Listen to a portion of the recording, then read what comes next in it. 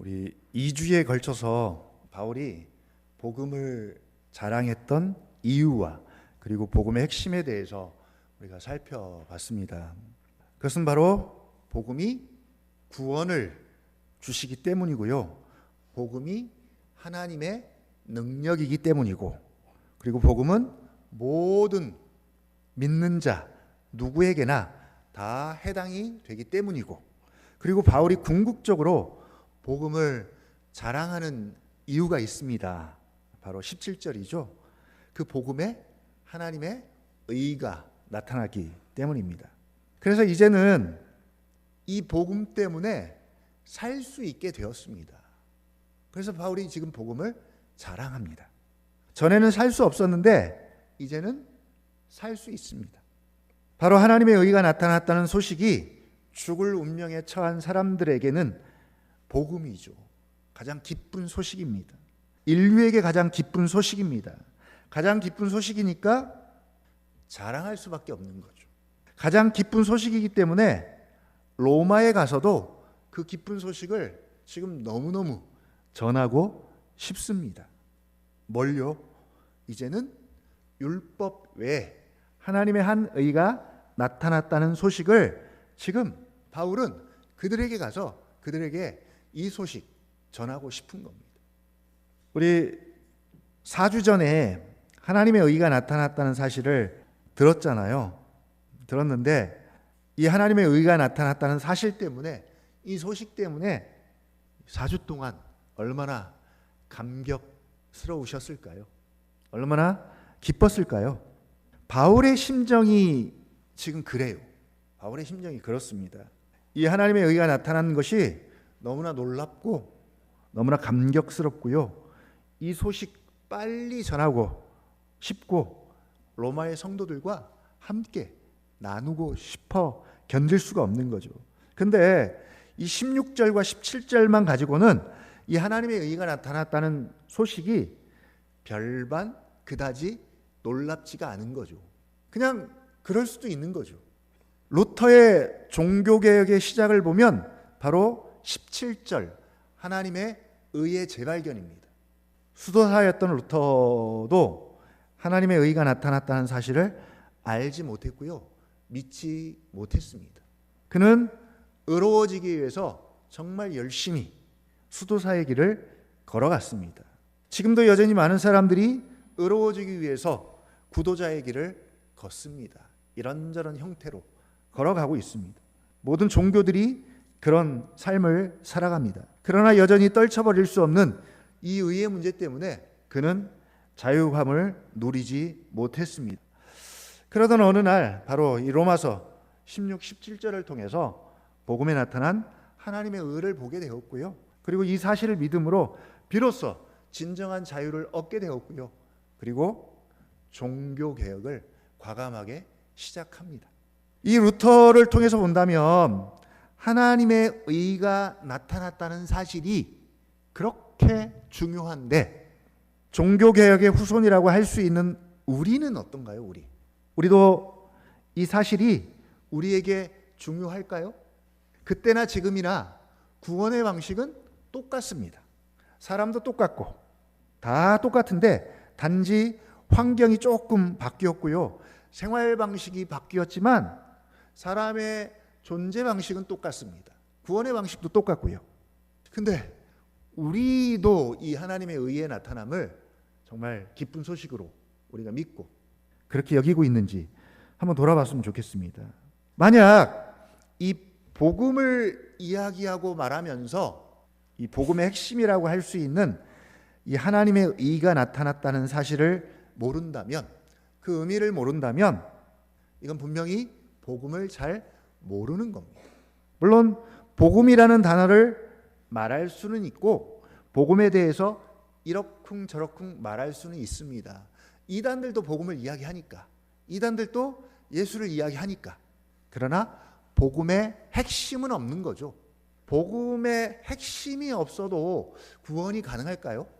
바울은 16절에서 복음이 모든 믿는 자에게 구원을 주시는 하나님의 능력이 되기 때문에 너무나 지금 감격스러워 하는데, 과연 복음의 핵심을 몰라도 구원이 가능할까요? 라는 질문을 먼저 던지고 시작합니다. 그래서 바울이 18절을 기록하고 있습니다. 하나님의 진노가 불의로 진리를 막는 사람들의 모든 경건하지 않음과 불의에 대하여 하늘로부터 나타나나니. 17절까지 복음을 요약한 다음에 이제 18절부터 본격적으로 복음을 설명하기 시작을 합니다. 근데 그 시작이 아주 놀랍습니다. 우리가 기대하거나 평상시 생각하는 복음과는 전혀 다른 내용으로 시작을 하는 거죠. 갑자기 하나님의 진노를 언급합니다. 우리가 가장 기대하고 바라는 복음은 하나님의 사랑이잖아요. 하나님은 사랑이시라. 이게 이 시대가 가장 좋아하고 원하는 복음입니다. 그 사랑으로 우리를 구원하시는 하나님의 복음. 근데 바울은 하나님의 사랑이 아닌, 물론 뒤에 가면 하나님의 사랑을 이야기해요. 그러나 하나님의 진노를 제일 먼저 언급하면서 하나님의 진노가 하늘로부터 나타났다라고 선언을 하고 있습니다. 누구에게 나타납니까? 불의로 진리를 막는 사람들의 모든 경건치 않음과 불의에 대하여 하늘로부터 나타나나니 라고 밝히고 있는데, 이 진노의 대상에 대해서는 우리가 다음번부터 본격적으로 우리가 다루기로 하고요. 오늘은 복음을 말하면서 이 하나님의 진노를 제일 먼저 언급하는 이유에 대해서 먼저 살펴봤으면 좋겠습니다. 그것은 바로 17절 때문입니다. 이 18절이 없으면 하나님의 의가 나타난 것이 별로 잘 와닿지가 않아요. 감흥이 없습니다. 오늘날로 치면 감동이 없는 거죠. 현대인들에게 감동이 없는 건 뭐예요? 죄악입니다. 죄악. 감동을 주는 게 선이에요. 현대인들은 감동만 주면 그냥 그게 선이에요. 오늘 예배, 은혜를 뭘로 여러분 평가합니까? 은혜 받았다 못 받았다 뭘로 여러분 그 기준을 뭘로 정하세요? 내게 감동이 있는가 없는가? 자, 18절이 없으면 하나님의 의가 나타난 것이 감흥이 없고요. 감격이 없습니다. 구원의 감격, 은혜의 감격이 없어요. 감격 없이 사는 것이 얼마나 메마르고 건조한 삶입니까? 반대로 우리가 구원의 감격만 제대로 갖는다면, 구원의 감격으로 충만하기만 한다면 어떻게 될까요? 예배가 달라지죠. 예배 드리는 내가 달라지죠. 예배 형식이나 뭐 다 똑같습니다. 그러나 내가 구원의 감격으로 충만하면 분명히 예배가 달라집니다. 다른 건 다 똑같아요. 형식도 똑같습니다. 그러나 분명한 사실은 달라집니다. 다른 게 다 이해가 되고요. 용서가 되고, 그리고 필요가 없게 되죠. 정말 너무나 필요하다고 여겼던 것들이 필요가 없게 되죠. 다른 것들은 다 사소하게 됩니다. 그렇게 만들 수 있습니다. 그래서 구원의 감격이 너무나 중요합니다. 자, 오늘 마치 이런 그림입니다. 예수님이 의원입니다. 의사예요. 의사인데 의원이 하는 일은 병을 고치는 일입니다. 그래서 뭐라고 말씀하세요? 건강한 자에게는 의원이 쓸데없고 병든 자에게라야 쓸데있느니라. 이렇게 예수님이 자신에 대해서 말씀하십니다. 그래서 자칭 건강하다고 생각하는 사람들, 바리새인과 서기관들과 종교 지도자들은 의원이신 예수님을 거부합니다. 찾지 않습니다. 오히려 반대하죠. 왜 그럴까요? 자칭 스스로 이미 건강하니까, 건강하다고 생각하니까, 건강이 충분하기 때문에 우리는 의원 따위는 필요 없다라고 하면서 예수님을 거부합니다. 반대로 병든 자, 가난한 자들은 어떨까요? 그들의 입장에서는 누군가 와서 자신들을 고쳐주지 않으면, 치료해주지 않으면, 구원해주지 않으면 살 수 없는 그런 존재들입니다. 그런 존재들로 자기 자신을 인식합니다. 그래서 의원이신 예수님 앞에 나와서 구원을 받습니다. 지금 세상이 그런 것 같아요. 하나님의 의가 필요하지 않아요. 왜 그럴까요? 이미 충분히 자기 스스로 자기가 의를 만들어낼 수 있다고 믿고 그렇게 살기 때문입니다. 의를 행할 수도 있고요. 심지어는 뭐예요? 자칭 나는 의인입니다 라고 그들은 그렇게 믿고 살아갑니다. 그래서 칼빈은 이런 세상에 대해서 뭐라고 도전합니까? 아니다. 인간은 죄공장이다.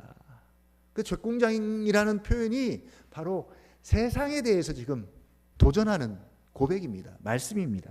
인간은 죄공장이다. 전적으로 타락하고 부패해서 인간 안에서 만들어지는 것은 의가 아니라 죄다, 죄. 죄공장에서 끊임없이 죄를 생산해내는 것밖에는 하는 일이 없다. 의를 생산해낼 수 없다라고 반박하는 것이죠.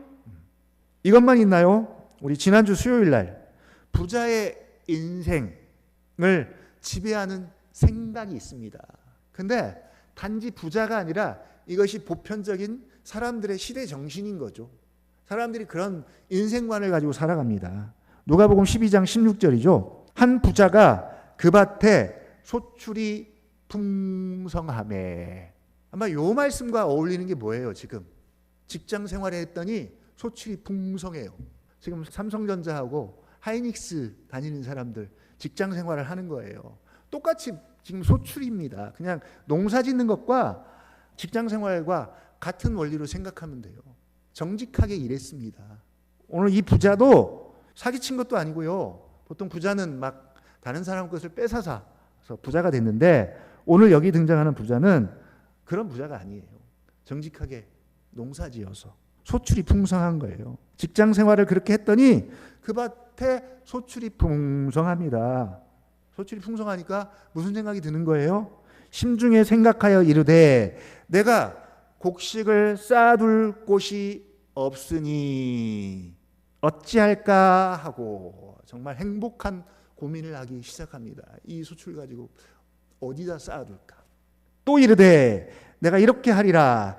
내 곡간을 헐고 더 크게 짓고 내 모든 곡식과 물건을 거기 쌓아두리라.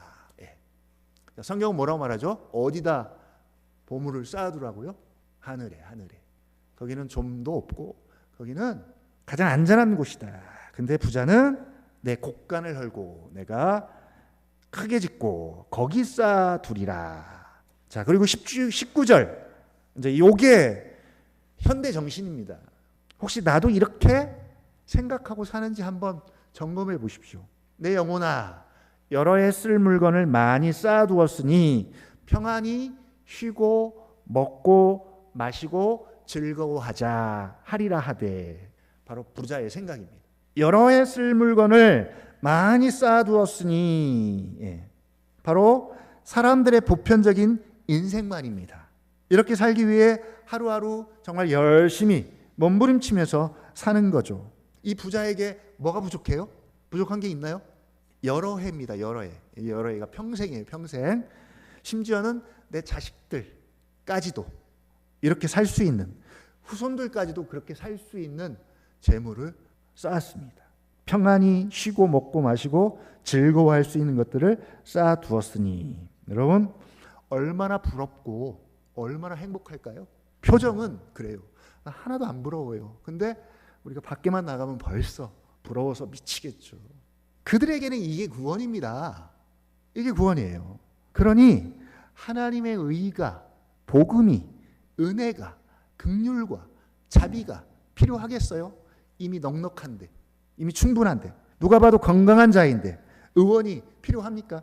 그런데 15절 미리 이렇게 경고하십니다. 삼가 모든 탐심을 물리치라.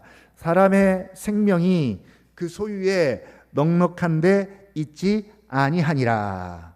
바로 이런 자들에게 하나님의 의가 나타났다는 소식은 굿뉴스가 아닙니다. 아예 관심이 없어요. 아마도 우리가 하나님의 의에 대해서 관심이 없다면 우리도 이런 부류일 수 있는 거죠. 티는 안 내지만 속으로 우리도 이런 생각 가지고 살 수 있다는 거죠. 그런데 18절의 의미를 아는 자들에게는 하나님의 진노가 하늘로부터 나타났고 지금도 나타나고 있고 나타날 것임을 알고 믿는 자들은 알되 뼛속 깊이 아는 자들은 하나님의 진노하심을 알고 두려워 떠는 자들은 하나님의 의가 나타났다는 소식보다 더 놀랍고 더 반갑고 더 복된 소식은 없다는 거예요. 그래서 바울이 의도적으로 두 개의 나타남을 지금 연결시켜서 기록하고 있습니다. 바로 17절과 18절입니다. 18절에서는 하나님의 진노가 나타났고요. 17절에서는 하나님의 의가 나타났습니다. 바로 두 개의 나타남입니다. 자, 하나님의 진노가 어디로부터 나타났다고요? 어디로요? 하늘로부터. 아마 이 말씀을 보면 하늘이 새롭게 보일 거예요. 하늘은 결코 아름다운 곳만은 아닌 것 같아요. 하늘이 하나님의 진노를 품고 있습니다. 하늘을 볼 때마다 하나님의 진노를 보십시오.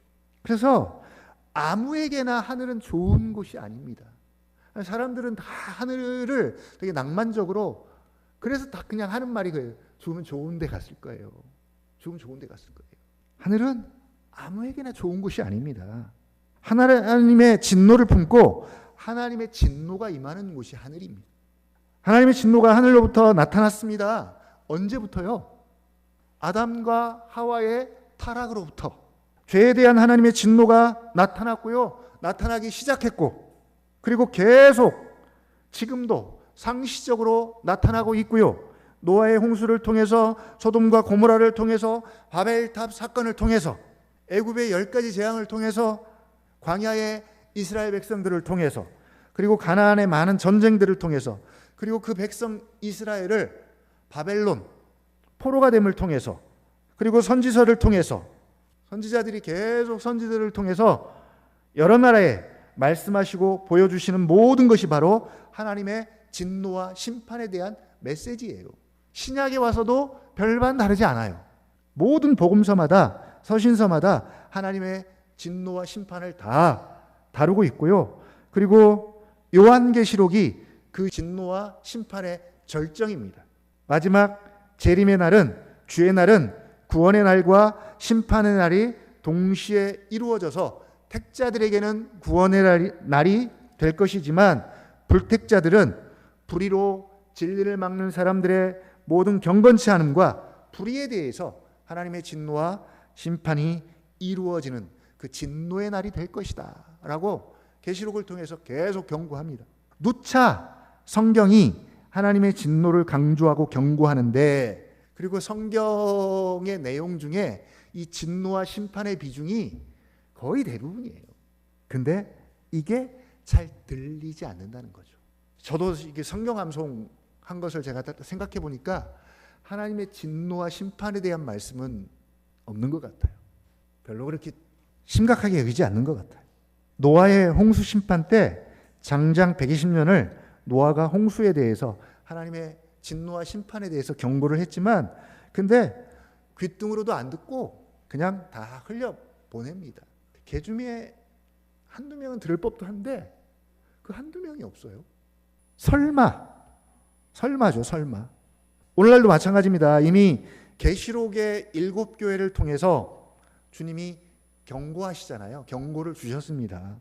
세상은 말할 것도 없고, 교회에 대해서도 상시적으로 주님이 오셔서 심판하겠다. 상시적으로는 뭐예요? 수시로 오셔서 심판하겠다. 그러니 회개하고 주님이 원하시는 모습으로 돌아가라 라고 경고를 주시지만 사실은 잘 들리지 않습니다. 교회도 그런데 세상은 더 말할 것도 없겠죠. 하나님의 진노 교리가, 하나님의 진노의 나타남에 대한 교리가 사실은 점점 사라지고 희미해지는 시대 가운데 우리가 살아가고 있습니다. 둔해졌어요. 물론 이것도 사단의 전략이겠죠. 사단이 교회를 상대해서 할 수 있는 일들이 바로 그런 거예요. 둔하게 하는 거. 하나님의 진노 교리가 없다는 이야기는 죄에 대한 하나님의 심판도 없다는 이야기예요. 죄에 대한 하나님의 심판이 없다면 굳이 구원을 논할 필요가 없습니다. 복음을 논할 필요가 없어요. 다 건강합니다. 건강한 자들이에요. 그래서 의원이 쓸데가 없어요. 제가 어떤 집사님으로부터 들었던 가장 충격적인 이야기 가운데 하나가 뭐냐면, 집사님이세요. 집사님입니다. 한 25년 전쯤 될 거예요. 그때 들었어요. 근데 지금도 그때 그 말이 너무나 생생해요.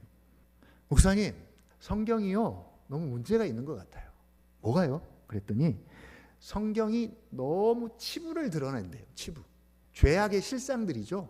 그것들을 너무 리얼하게 기록하고 있대요. 사실 그런 면이 있잖아요. 그런 면이 있습니다. 좀 어떤 느낌이 드냐면 까발리는 것 같아요. 까발리는 것 같아요. 우리 생각으로 치면 실수 같은데 그 실수를 이제 죄를 실수로 보는 거예요. 실수를 드러냅니다. 예를 들면 믿음의 조상 아브라함, 믿음의 조상이잖아요. 그러면 어때요? 우리는 다 이렇게 조상을 아름답게 이렇게 하기 위해서 실수들을 다 이렇게 숨기고 묻어두고 감추잖아요. 근데 성경은 다 까발려요. 다윗 어때요? 다윗 예수님을 예표하는 되게 중요한 분이잖아요. 믿음의 조상이죠. 근데 성경은 가감없이 그들의 치부를 의도적으로 더 드러냅니다. 그 가장 대표적인 예가 그 집사님이 문제 삼았던 장면이 뭐였냐면 시아버지 유다와 며느리 다말과의 관계였습니다. 성적인 관계죠. 이건 뭐 지금 세상에서도 말도 안 되는 죄악이잖아요. 근데 그런 유다와 다말 사이에 태어난 아이가 또 믿음의 족보에 포함이 돼요. 그리고 결국 예수님이 그 족보에서 태어납니다. 바로 이 사건을 이야기하면서 너무 부끄러운 이야기를 성경이 기록한다는 거죠. 거룩하신 하나님의 말씀인데 그런 수치스러운 내용은 좀 빼야 된다고 이제 저에게 이야기를 하는 거예요. 이것도 빼고 저것도 빼고. 그러면 성경이 이제 뭐가 남는 거예요? 되게 아름다운 이야기만 남는 거죠. 뭐 자유주의 신학자들이 하는 건 또 뭐예요? 기적은 다 빼라. 예수님의 그 신성 기적은 다 빼라. 이것도 빼고 저것도 빼고. 그래서 예쁘고 좋은 것만 다시 편집을 해야 된다라고 그렇게 이제 이야기를 하는 거죠. 성경이 좋은 이야기만 기록되어 있나요? 아닙니다. 성경은 하나님의 역사이지만 사실은 뭐예요? 죄의 역사를 기록하고 죄가 무엇이고 죄가 하나님 앞에서 어떤 존재이고 하나님은 그 죄를 어떻게 다루시고 죄가 지배하는 세상의 비참함이 얼마나 심각하고 그리고 죄의 형벌, 죄는 반드시 형벌이 있고 그리고 죄의 권세가 얼마나 크고 죄의 부패와 오염이 얼마나 심각한지 그리고 그 죄에 대한 하나님의 형벌과 진노와 심판이 얼마나 불가피한지 그리고 하나님의 거룩하심에 근거하여 죄는 하나님 앞에서 얼마나 극혐인지 죄를 하나님이 얼마나 혐오하시고 분노하시는지를 보여줍니다. 그런 내용들이 대부분이에요. 그리고 결론을 맺잖아요. 로마서 3장 23절. 그래서 결론이 뭐예요? 모든 사람이 죄를 범하였음에 하나님의 영광에 이르지 못하더니. 바로 죄에 대한 하나님의 진노와 심판입니다. 그 심판이 뭐예요? 하나님의 영광에 이르지 못하는 거예요. 이 죄에 대해서 진노하시는 하나님의 그 심판으로부터 누가 피할 수 있으며 누가 하나님의 거룩하시고 공의로운 심판을 피할 수 있겠냐는 것이죠. 그래서 선지자들은 뭐라고 탄원하고 기도합니까? 주여, 주의 진노 중에라도 우리를 기억하시고 우리에게 주의 긍휼과 자비를 거두지 마시고 베풀어 주십시오. 그 주의 긍휼과 자비가 아니면 우리는 아무라도 주의 진노에서 구원받을 자가 없습니다. 라고 선지자들이 그렇게 탄원하면서 기도합니다. 바로 창세기 3장부터 시작되는 죄에 대한 하나님의 진노의 나타남입니다. 이 하나님의 진노 아래 있는 인간이 그 진노로부터 구원받을 수 있는 길, 벗어날 수 있는 길 있을까요? 없습니다. 하나님께서 그 진노를 거두지 않으시면 그 진노에서 벗어날 사람은 아무도 없습니다. 하나님은 하나님의 성품상 죄에 대해서는 반드시 값을 치르고 형벌을 받아야 하고 심판을 하셔야 합니다. 그런데 자력으로는 이 하나님의 진노를 누그러뜨리고 멈출 수 있는 길이 없는 거죠. 그런데 여기 하나님의 한 의가 나타났습니다. 하나님의 진노가 하늘로부터 나타난 것처럼 이번에는 하나님의 의가 나타났습니다. 하나님의 진노 아래 있는 자들을 구원하시기 위해서 하나님의 의가 나타났습니다. 이게 바로 하나님의 진노 아래 있는 자들에게 가장 굿뉴스고요, 기쁜 소식입니다. 그래서 복음이라고 하는 거예요.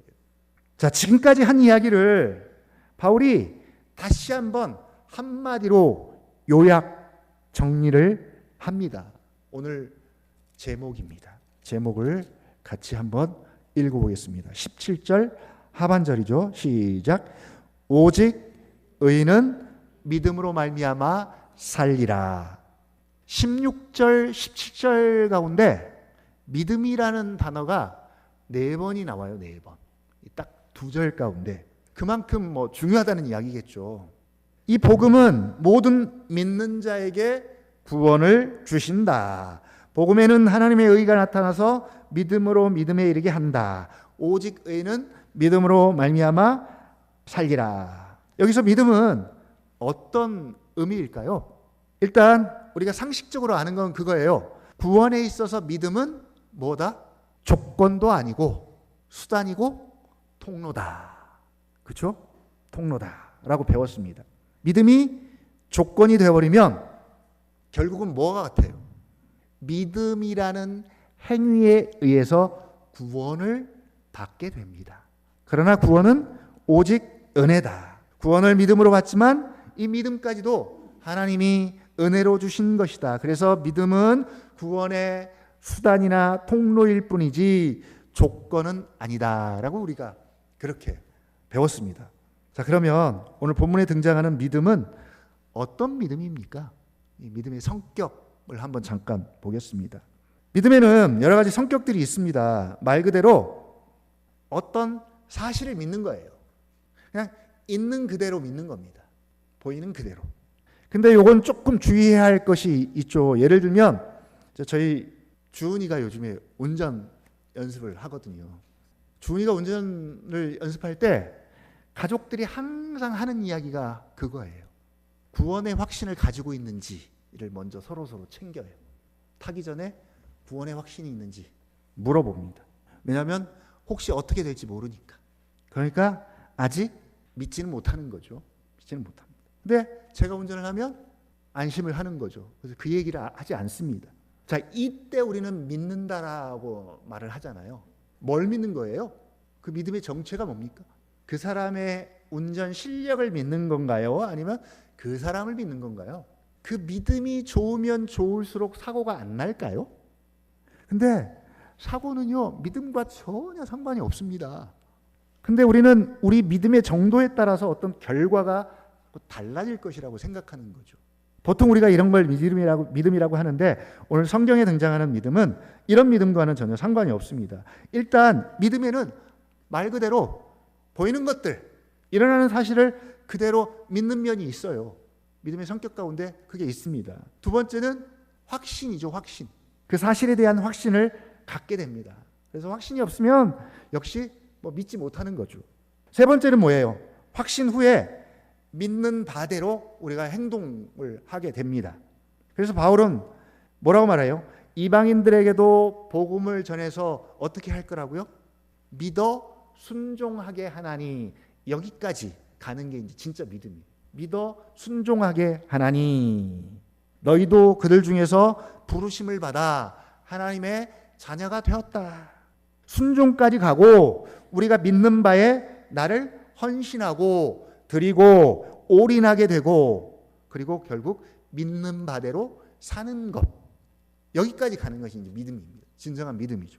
바로 오늘 믿음에는 이 세 가지가 다 포함된 전체적인 총체적인 믿음입니다. 자, 이 믿음을 전제하고 뭐라고요? 오직 의인은 믿음으로 말미암아 살리라. 이건 하박국 선지자가 하박국 2장 4절에서도 한 말씀이기도 합니다. 가장 단순하게 해석하면 오직 의인은 믿음으로 말미암아 살아야 한다. 그런 말이죠.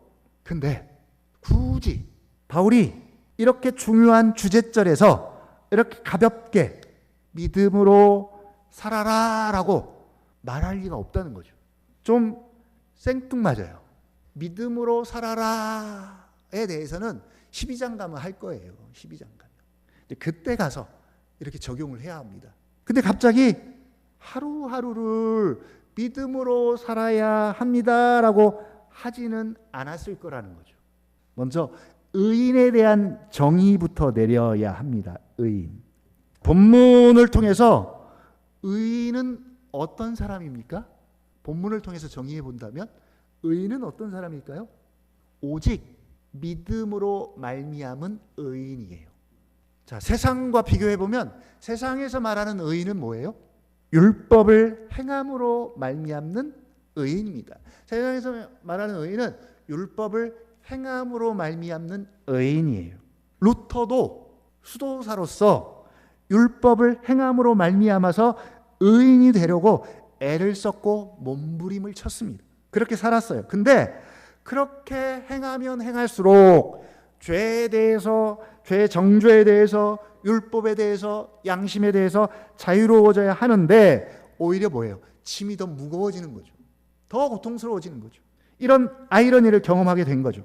근데 성경은요, 복음은 뭐라고 말하는 거예요? 아니다. 여기 하나님의 의가 나타났다. 이제는 율법과는 다른 하나님의 의가 나타났다는 거예요. 이 소식을 듣고 두 가지로 반응합니다. 세상 사람들은 딱 두 가지로 반응합니다. 믿는 자들, 하나님 믿는 자들. 믿는 자들은 어떻게 해요? 하나님의 의가 나타났음을 믿는 자들이에요. 그러니까 믿는 자라고 말할 때는 여기서 하나님의 의가 나타났음을 믿는 자들입니다. 하나님의 의가 나타났음을 믿음으로 말미암아 의롭게 된 자들을 의인이라고 이렇게 부릅니다. 그래서 오직 믿음으로 말미암은 의인, 이렇게 정의를 내려볼 수 있겠습니다. 또 한 부류는 그 하나님의 의가 나타났음을 믿지 않고 거부하는 자들입니다. 자칭 스스로 의인이고 건강한 자들입니다. 이들은 불의로 진리를 막습니다. 그래서 불의한 자들이 되는 거죠. 그런 자들에게 하나님의 진노가 임합니다. 의인이 어떤 사람들이냐? 바로 하나님의 의가 나타났음을 믿는 자들입니다. 그래서 믿음으로 말미암아 의인이 되었어요. 그런 자들은, 그런 의인들은 어떻게 될 것이라고요? 살 것이다. 살 것이다. 이 살 것이다가 중요한데, 살리라가 그냥 믿음으로 하루하루를, 우리의 라이프를 살아야 한다, 그런 의미가 아니라 하나님의 진노가 나타났고 하나님의 심판이 임하지만 의인은 하나님의 의가 나타났음을 믿음으로 말미암아 의인된 자들은 그럼에도 불구하고 하나님의 진노와 심판에서 살아날 것이다. 살 것이다. 살리라 라고 그렇게 지금 말하고 있는 거예요. 그러니까 이 질문에 대한 대답입니다. 누가 하나님의 진노와 저주의 심판에서 살아날 수 있는가? 누가요? 누가 하나님의 그 의롭고 공의롭고 거룩한 심판에서 피할 수 있는가? 누가 애굽에 쏟아진 하나님의 진노의 심판의 재앙에서 피할 수 있는가? 누가요? 오직 믿음으로 말미암은 의인이 살 것이다. 살리라. 피할 수 있을 것이다. 그냥 말 그대로 살리라예요. 살리라. 여러분, 의인은 반드시 삽니다. 하나님의 진노와 저주 속에서 그 가운데서 삽니다. 앞으로 종말에 하나님의 진노와 저주가 쏟아질 거잖아요. 하나님의 심판이, 마지막 심판이 임할 거예요. 그 심판 속에서 누가 살 것이냐는 것이죠. 의인이 삽니다. 영원히 삽니다. 단지 길게 오래 사는 생명이 아니라 하나님으로부터 오는 생명 안에서 삽니다. 이게 복음이에요. 오늘 두 가지 중요한 사실을 거론하고 있습니다. 하나는 하나님의 진노가 하늘로부터 나타났다는 사실이고요. 이 나타남을 우리가 봐야 되는데 우리 눈이 어두워서 잘 보지 못하는 거죠. 또 하나는 하나님의 의가 나타났다는 사실입니다. 이 두 가지 사실을 다 알아야 복음을 복음답게 믿을 수 있고 들을 수가 있습니다. 감사하게도 이 두 가지의 나타남을 우리는 한 곳에서 볼 수 있습니다. 어딜까요? 이 두 가지의 나타남을 동시에 볼 수 있는 곳, 바로 십자가입니다. 죄에 대한 하나님의 진노가 십자가에서 하나님의 아들 예수 그리스도에게 완전히 부어졌습니다. 하나님은 죄에 대한 당신의 진노와 저주와 형벌을 아들에게 다 쏟아 부었습니다. 때렸습니다. 이 진노는 우리가 받아야 할 진노이고 나에게 쏟아 부어져야 할 진노이자 저주입니다. 형벌입니다. 그런데 아들이 우리를 대신해서 우리에 대한 하나님의 진노와 심판을 다 받으셨습니다. 로마서 5장 8절부터 10절까지 말씀입니다. 우리가 아직 죄인 되었을 때 그리스도께서 우리를 위하여 죽으심으로 하나님께서 우리에 대한 자기의 사랑을 확증하셨느니라. 그러면 이제 우리가 그의 피로 말미암아 의롭다 하심을 받았으니 더욱 그로 말미암아 진노하심에서 구원을 받을 것이니 곧 우리가 원수 되었을 때 그 아들의 죽으심으로 말미암아 화목하게 된 자로서는 더욱 그의 살아나심으로 말미암아 구원을 받을 것이니라. 아멘. 이 복음 외에, 이 십자가 외에는 하나님의 진노에서 구원받을 수 있는 길은 절대로 없습니다. 그래서 바울은 오늘 또 복음과 십자가를 자랑할 뿐입니다. 갈라디아서 6장 14절 말씀입니다. 너무나 유명한 말씀이죠. 그러나 내게는 우리 주 예수 그리스도의 십자가 외에 결코 자랑할 것이 없으니. 아멘. 오늘 이 바울의 고백이 저와 여러분 모두의 믿음의 고백이 될 수 있기를 주님의 이름으로 축복합니다.